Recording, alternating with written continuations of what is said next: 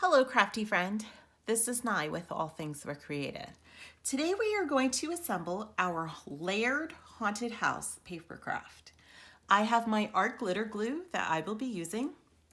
I also have a couple of my distress oxides that I will be using as well. And I have a few bristle brushes that I'll use as well with this craft.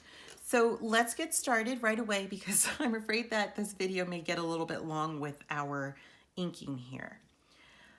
So as you can see, I have everything lined up.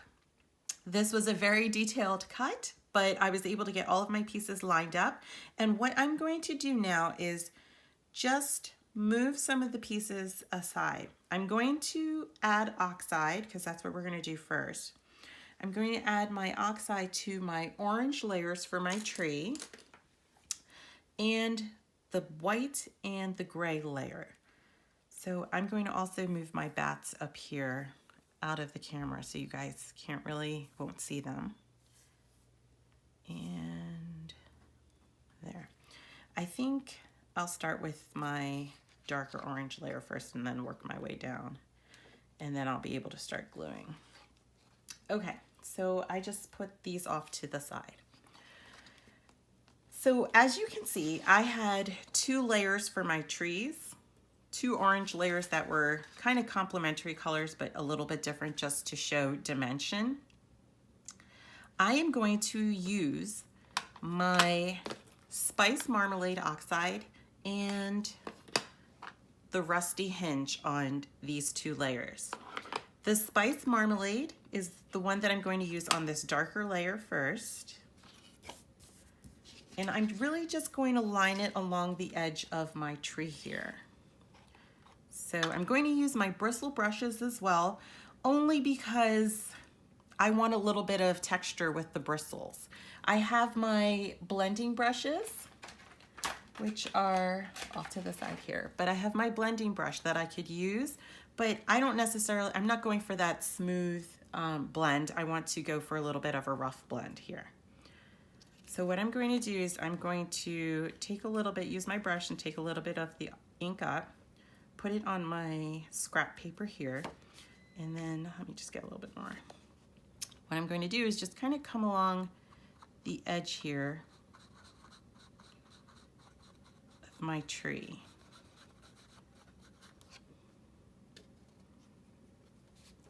Maybe I'll use this like this.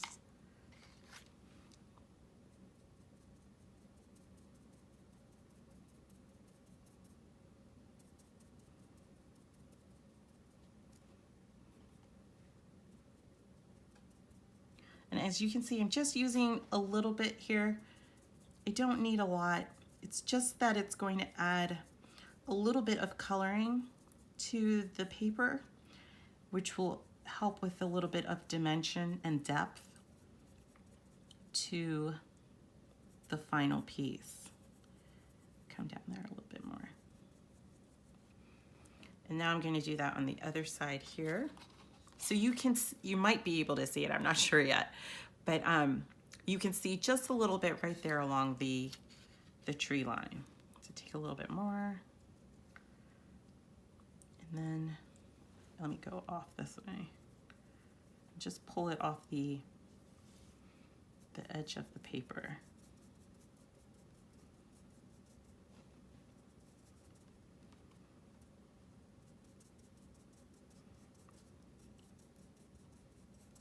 Okay. If you use the darker color on this rusty hinge on this darker orange, it's actually going to blend in a little bit more, and you really kind of want it to be visible. Otherwise, if it blends in completely, then you're not really seeing any of the coloring there. So hopefully you guys can see right there just along the edge is where I added it. So that's it for this one. I'm going to put it off to the side. Then I'm going to get my lighter layer here. Okay, and I'm going to take my Rusty Hinge, and that's the one I'm going to use on here. And I'm going to use this brush. And again, I'm going to do the same thing. just take a little bit of the oxide up, put it there, and let me shift this just a little bit. All right, there we go. And then just kind of brush it off the paper. This one's going to show up a little bit more because it's a darker ink and it's a lighter paper.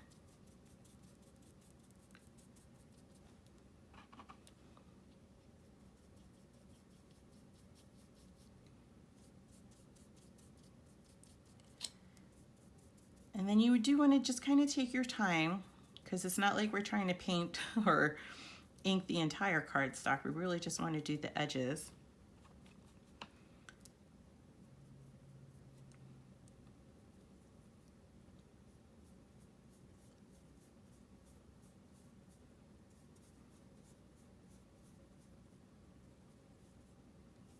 So it's okay if most of the ink ends up on your scrap paper there.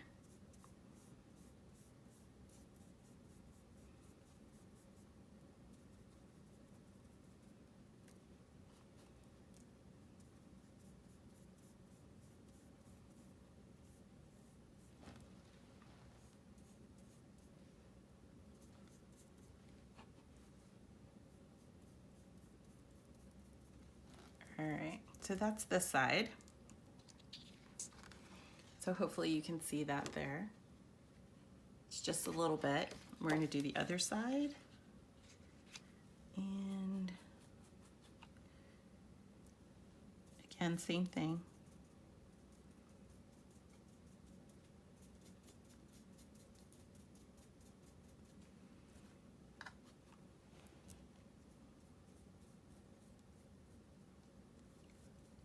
Right along the tree there. Well, I just got it on my workbench, but it's okay. I have a paper towel here too.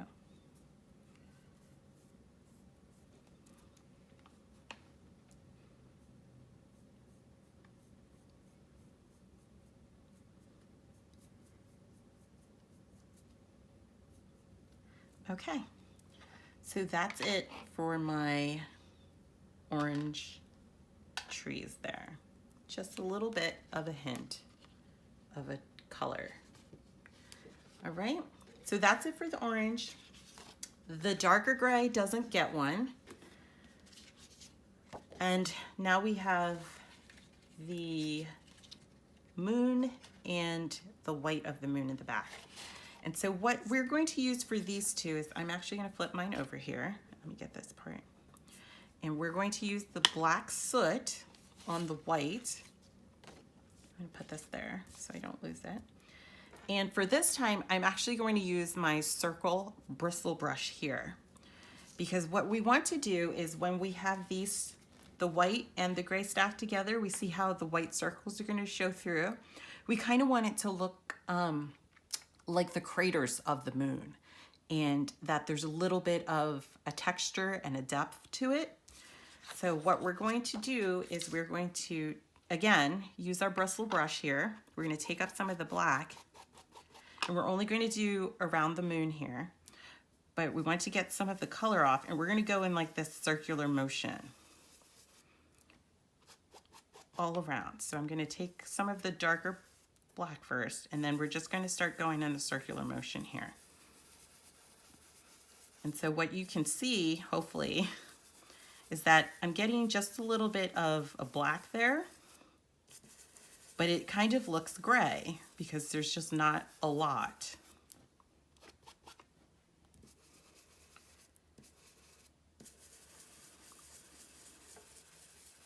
And just keep going in that circular motion. I'm pressing down very lightly as I do this,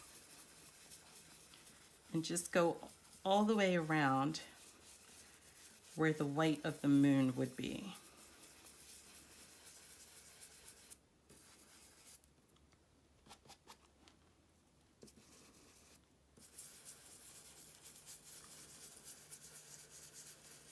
And I think that's about all I'm going to do for it there. That looks pretty good for me. Okay, so what you can hopefully see and what you'll see as you do it yourself is that because we're using this bristle brush, it's giving certain areas of the brush are hitting the paper in a heavier way, and so the paint is transferring in a heavier way, and other parts it's not hitting as heavy, and so it's lighter. So it's going to give us that kind of dimension look. So that's what I'm going to do on the white paper. And now with the gray paper, I'm going to also take just a regular brush like this, and I'm going to take up a little bit. Let me move this white one out of the way. I'm going to take up a little bit again of the black soot, and I'm going to go right a little bit around of the circle, just to add a little bit there as well.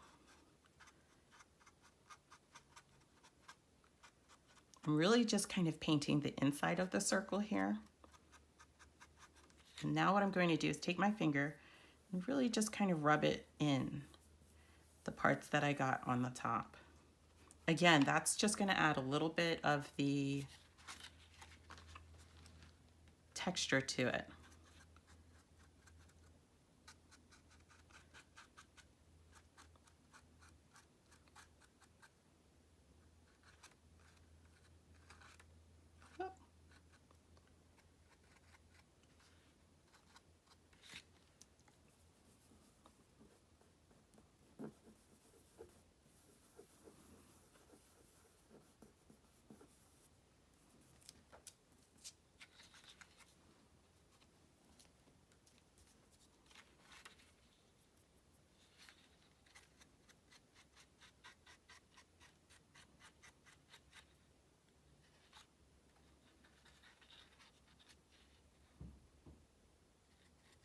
And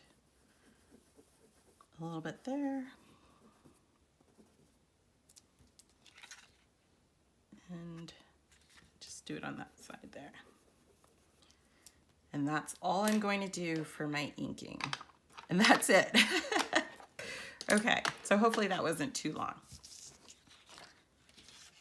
And now I'm ready to really start all of my gluing. So as I begin to glue, I'm going to speed up my video here and we'll get started finishing this project.